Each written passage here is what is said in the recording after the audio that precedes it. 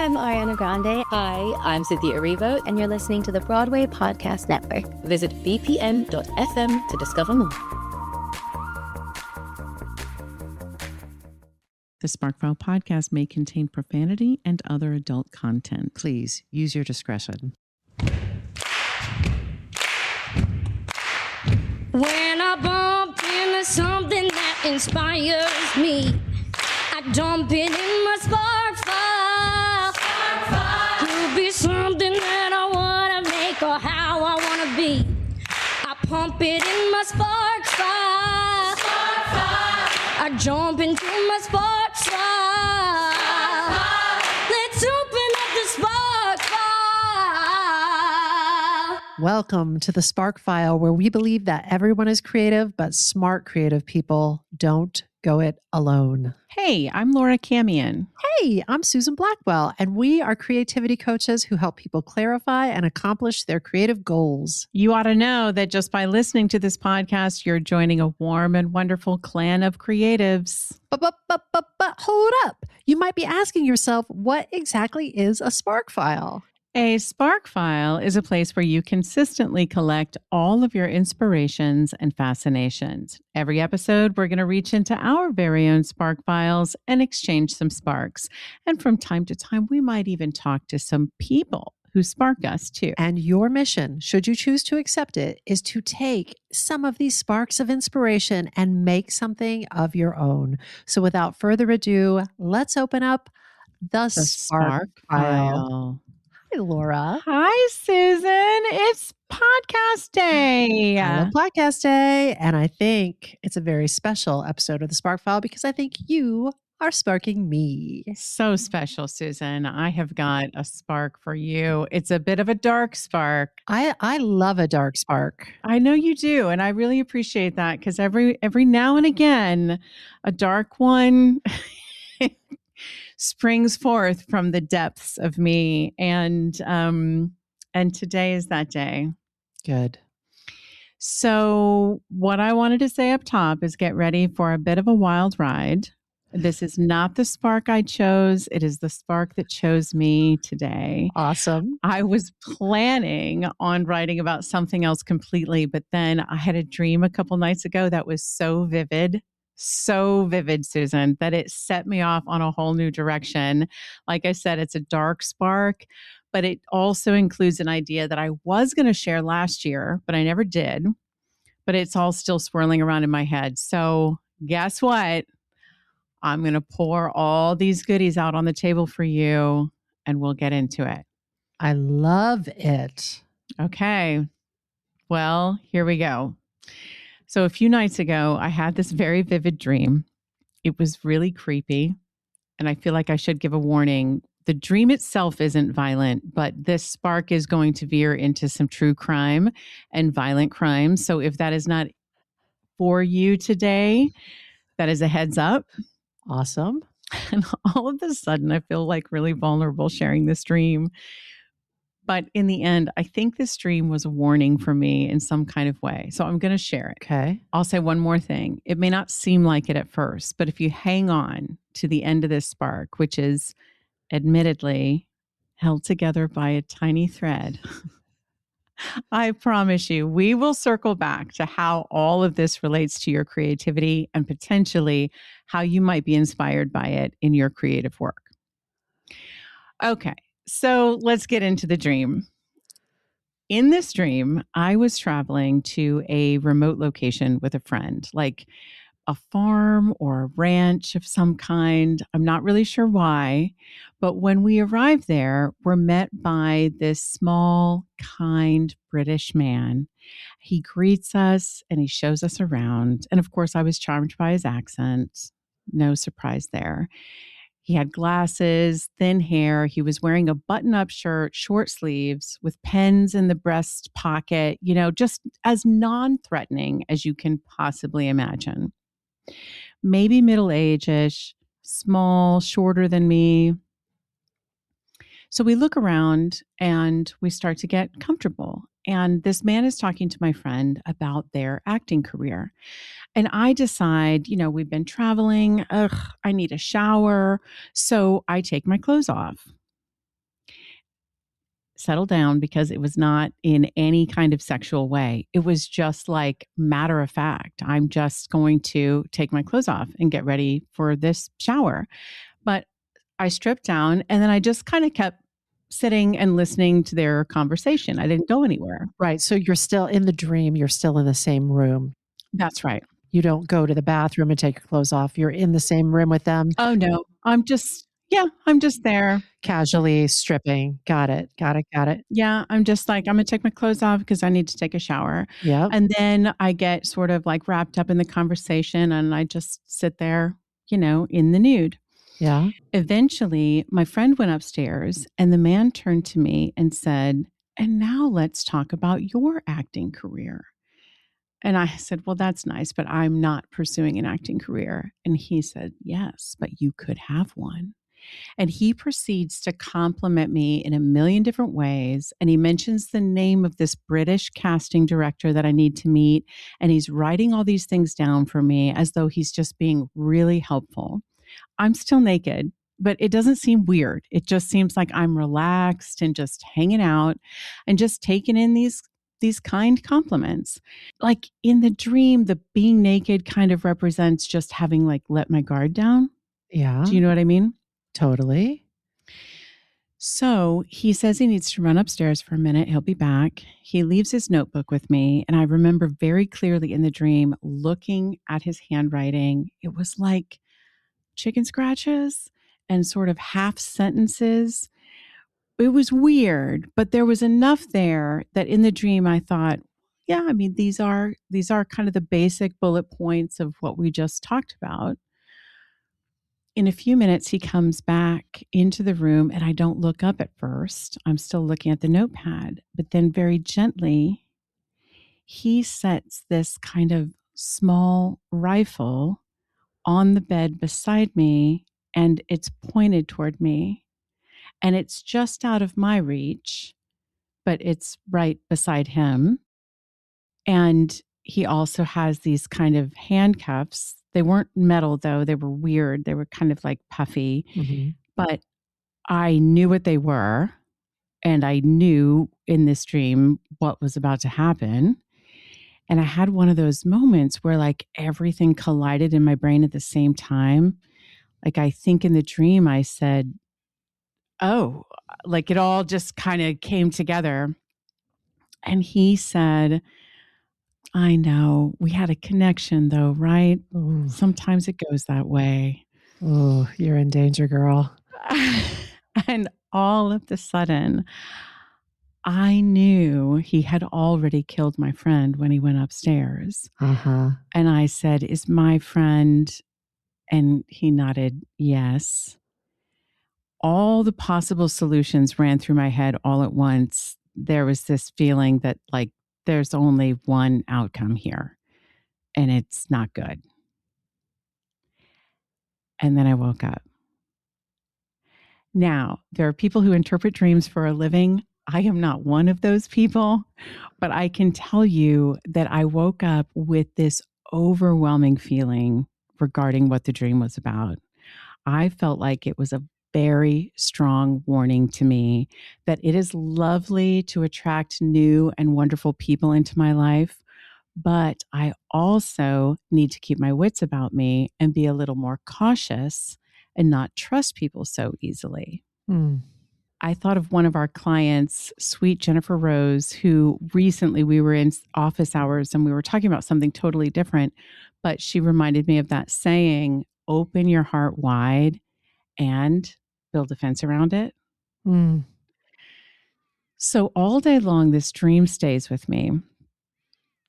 And I kept thinking about the book Bright Young Women by Jessica Knoll, which I almost shared with everybody last year as a spark. But honestly, I also read Wellness by Nathan Hill around that same time. And we all know how obsessed I was with that book. So I never did get around to writing a spark about Bright Young Women.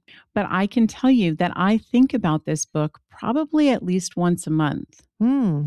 And it has stayed with me. And now I've had a dream that relates to it. So you're going to hear all about it today. Bright Young Women by Jessica Knoll is a work of historical fiction. It's based on the heinous crimes of Ted Bundy, who is never named in the book, by the way. It's clear that's who it is about because it's based on the facts of his case, but he's never named in the book, which I think is such an awesome fuck you to a man who wanted to matter so much. Yeah, fuck him. Just fuck you. We're not even going to say your name. And we're not going to say it in this podcast either. That was it. So in the book and for the rest of this episode, we will just call him the defendant. Great. The story really centers the victims and their voices rather than this tired old story that we've been told about how fucking charismatic and handsome this killer was. I think the book is really genius because Jessica Knoll has written a true crime thriller, but the focus is shifted to examine the role of rampant misogyny in our culture, particularly what it was like in the 1970s, the police incompetence that allowed him to continue killing women even though he had been caught several times, and the media sensationalism that helped law enforcement shape a narrative that we have all bought into and has been told and retold and repeated a million times that this guy was some kind of brilliant, irresistible genius. So in the book, we have two narrators. Each of them are composites of people. So none of the names are names of the actual people in the book, but they're composites of people representing various folks who were impacted by the murders. Each of the narrators is trying to find out what happened to one of their friends. They discover, of course, that the disappearance of their friend in Seattle, the murder of their friends in Florida are related, and eventually these two narrators meet to help put the pieces together. So for anyone who needs a refresher on this particular serial killer storyline, here's an overview. In total, the defendant murdered at least 20 to 30 women between 1974 and 1978 across several states. Jesus. Washington State, and then a spree in the Pacific Northwest and Utah. He was first captured in 1975. He was convicted of kidnapping in Utah, but by then he's connected to a murder in Colorado, so he is moved to a Colorado prison where he escapes. I'll get back to that in a minute. Wow. About a week later, he's recaptured in Aspen, Colorado, and later that year he escapes again. Wow. He immediately travels to Florida, where he murders a 12-year-old girl, Kimberly Leach, and two women, Lisa Levy and Margaret Bowman, at a sorority house, the Chi Omega sorority at Florida State University. He's caught by the police in Pensacola, Florida in February 1978. He goes to trial. He's eventually sentenced to death for the Florida murders, and he is executed in 1989. Since then, there have been a zillion stories about him, several movies about him, a documentary about him. All these stories focus on the lore, this extremely exaggerated narrative. The stories we've been told focus on him being stunningly attractive, charismatic, almost like women couldn't turn him down if they tried. We apparently all go weak in his presence. But as Jessica Knoll dug deeper in her research, the facts of the case do not match these stories at all.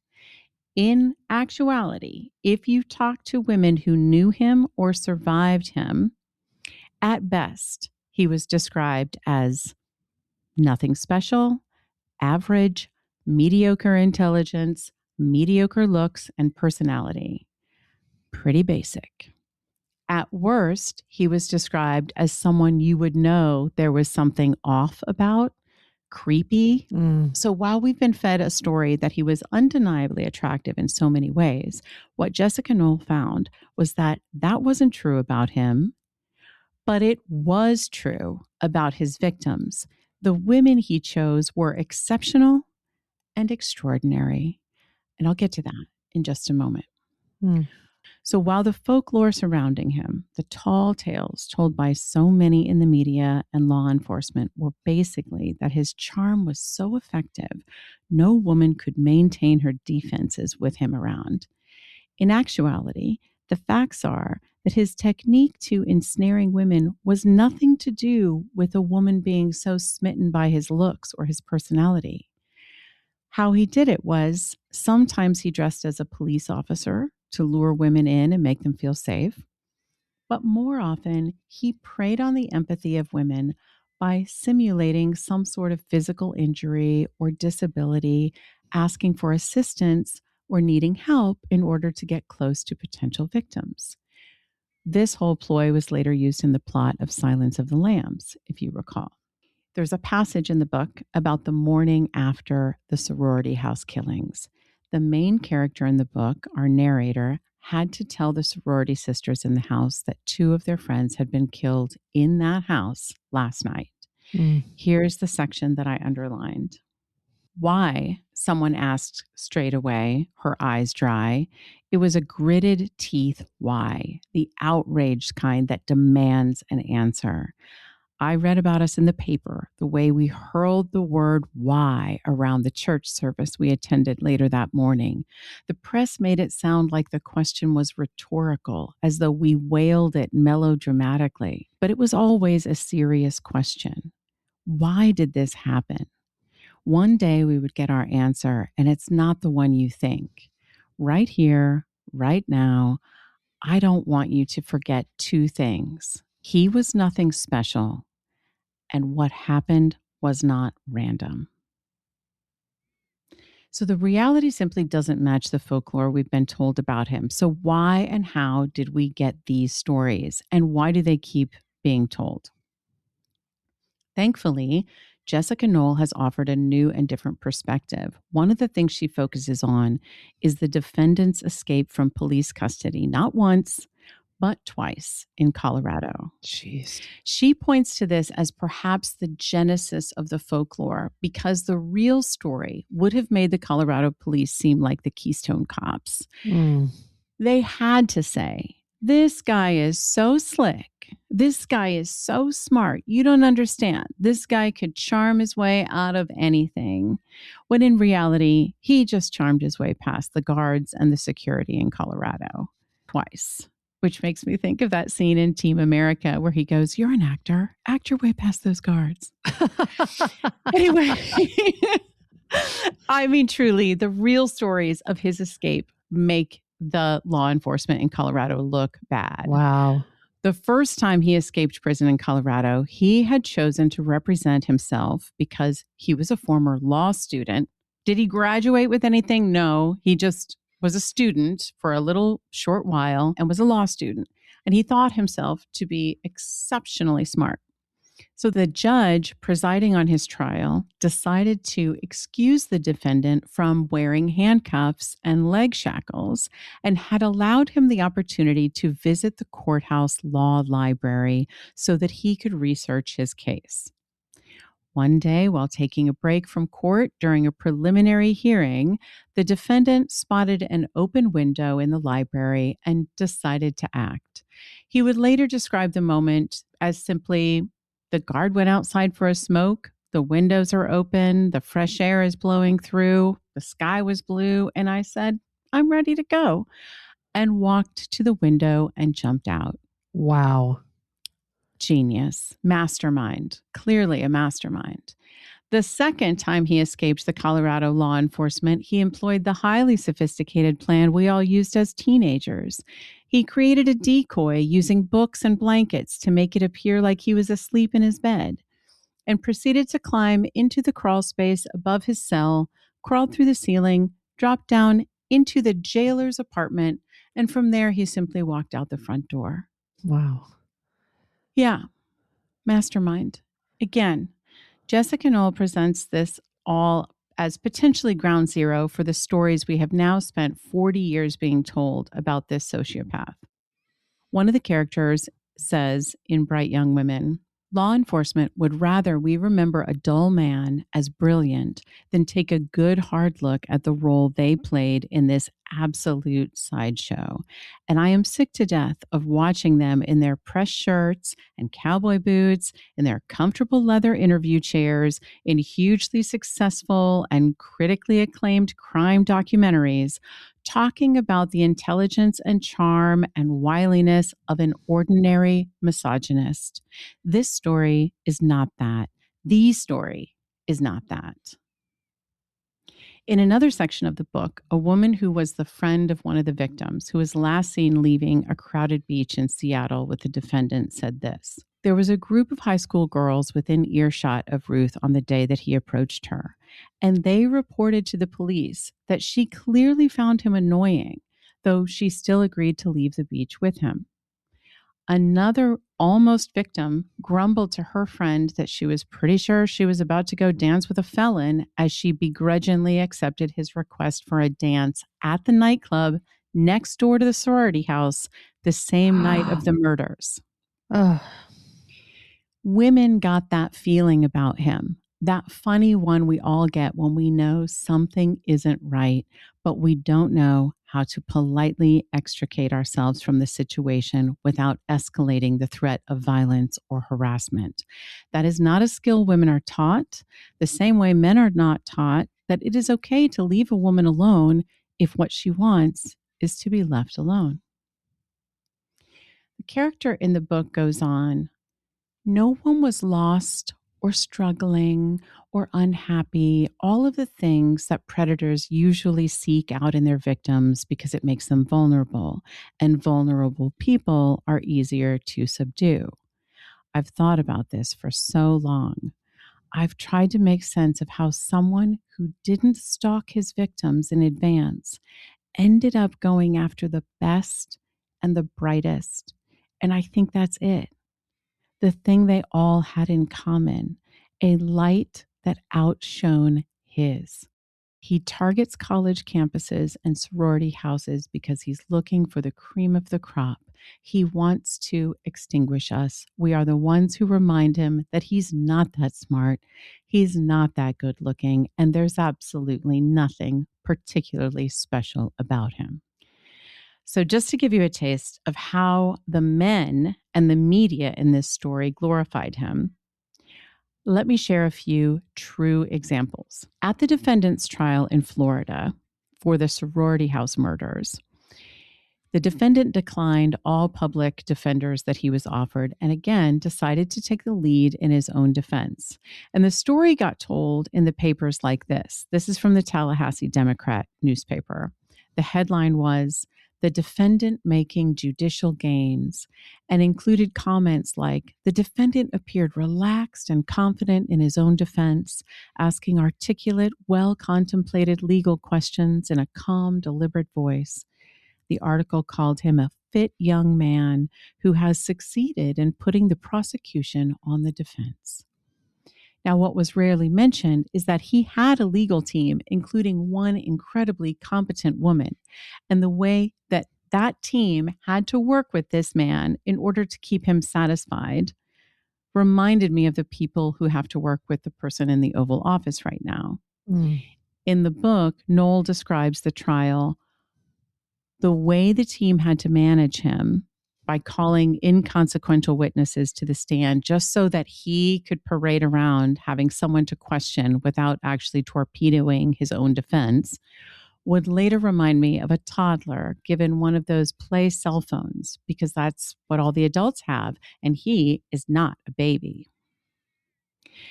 At another point in the book, they describe how the defendant did not like to be told what to do and when to do it, meaning like in prison.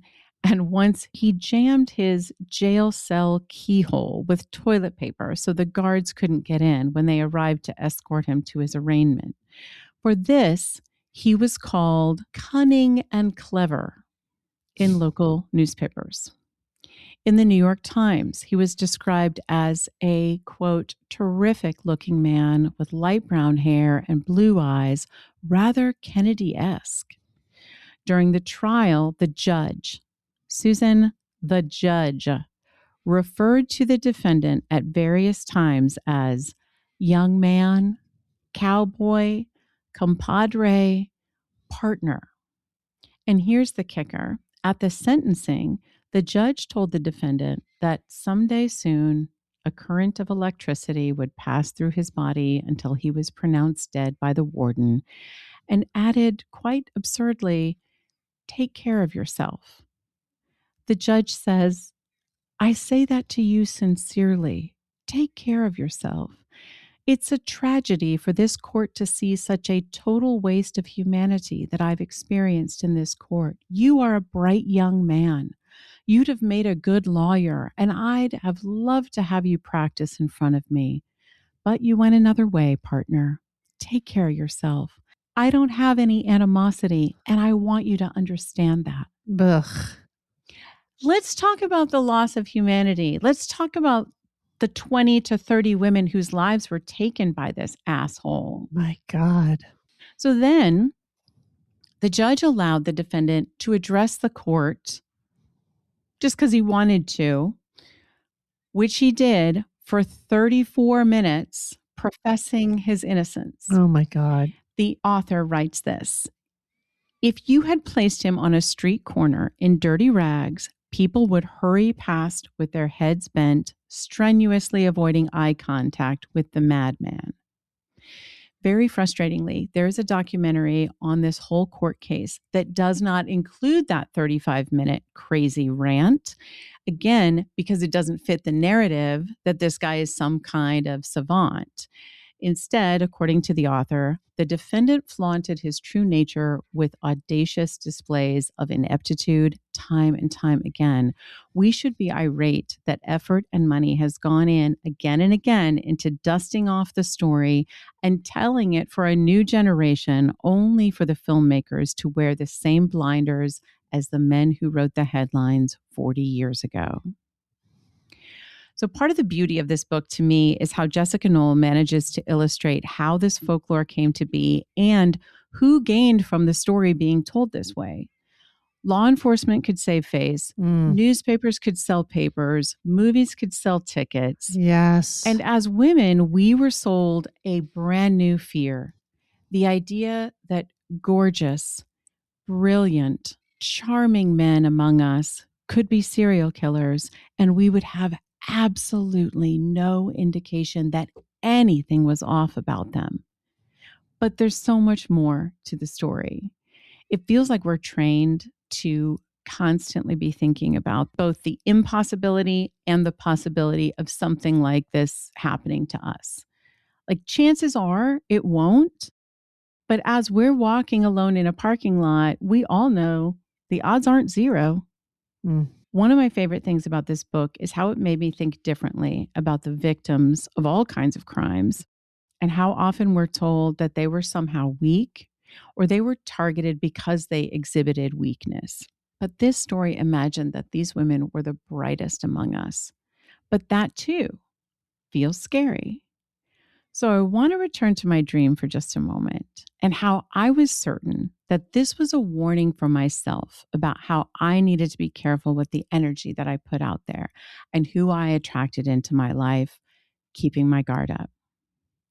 So I tell my sister about this dream and my assessment of it.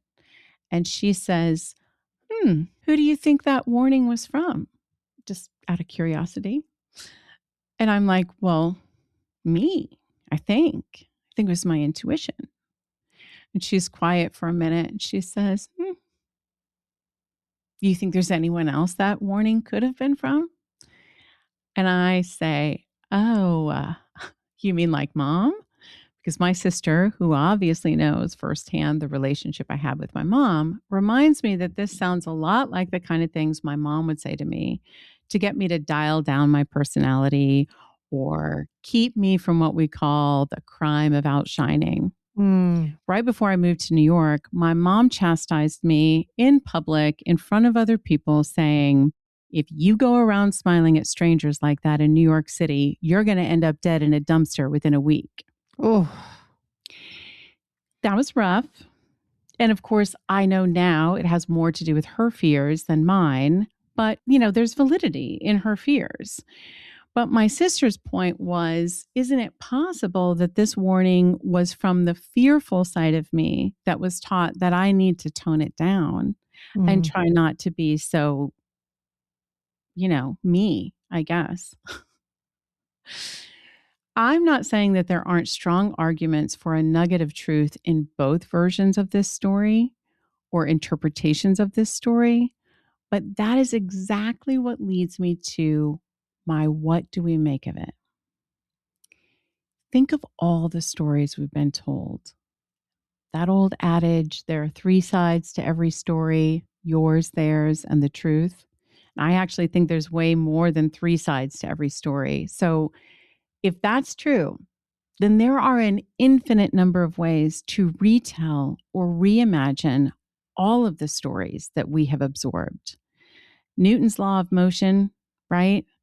For every action, there's an equal and opposite reaction. I think this applies to stories as well. Every action within a story, somewhere there's another person or people with an opposite version of this tale or an altered version of this tale.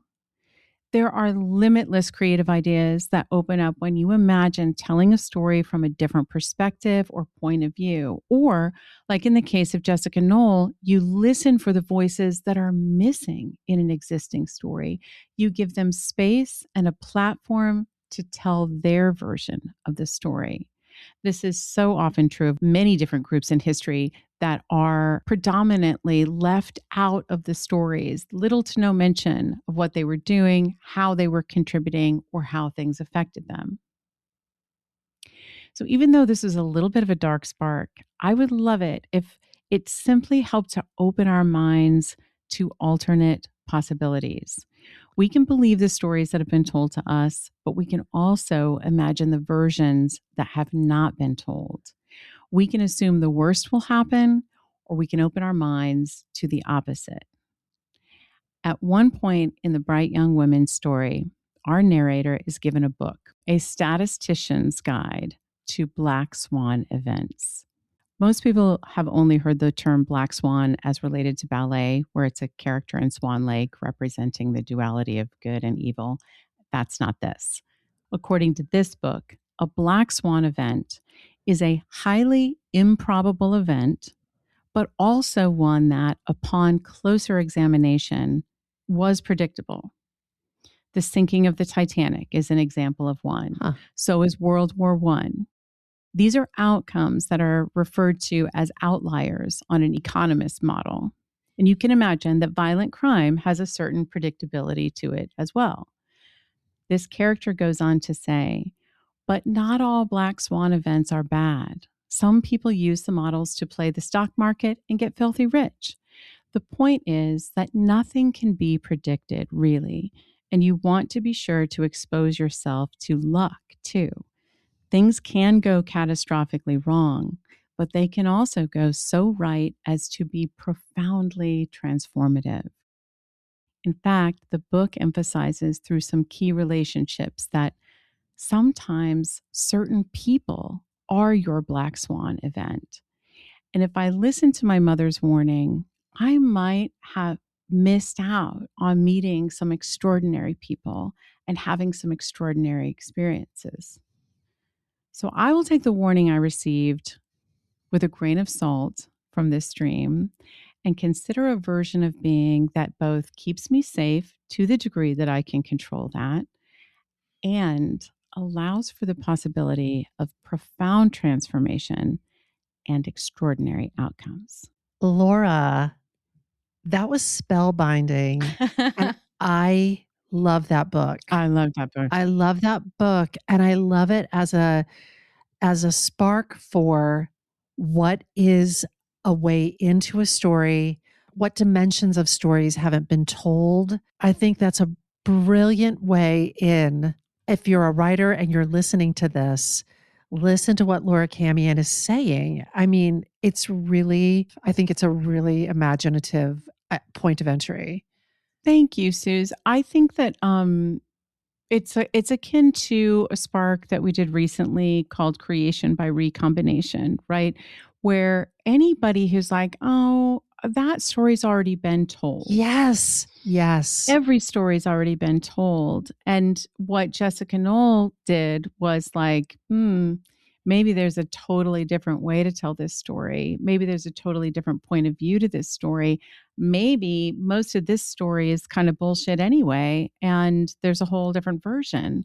So when you think about that, there's so much possibility in it. Yeah. And everywhere you look. I hope it inspires some folks.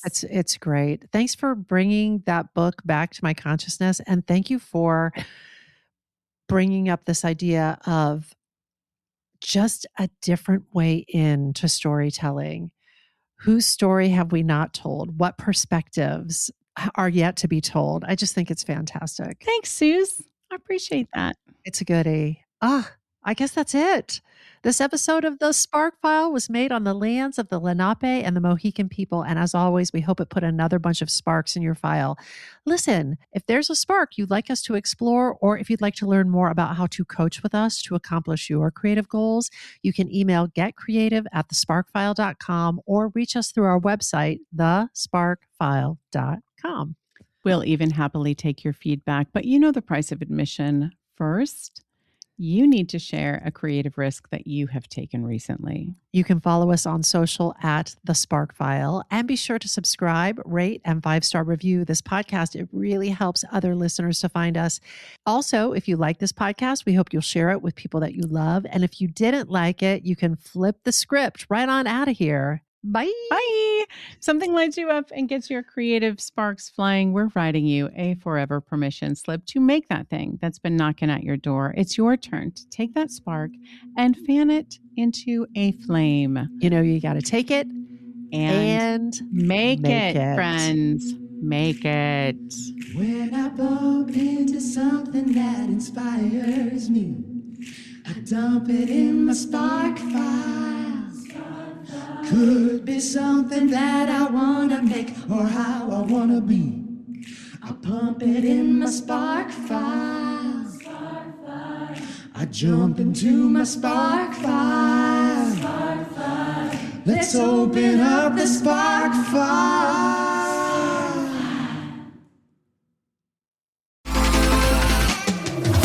Can you identify an alphabet just from her defying gravity war cry? Can you name every actress in the Wicked to Waitress pipeline? Or does the phrase witch switch mean anything to you? Well then, good news!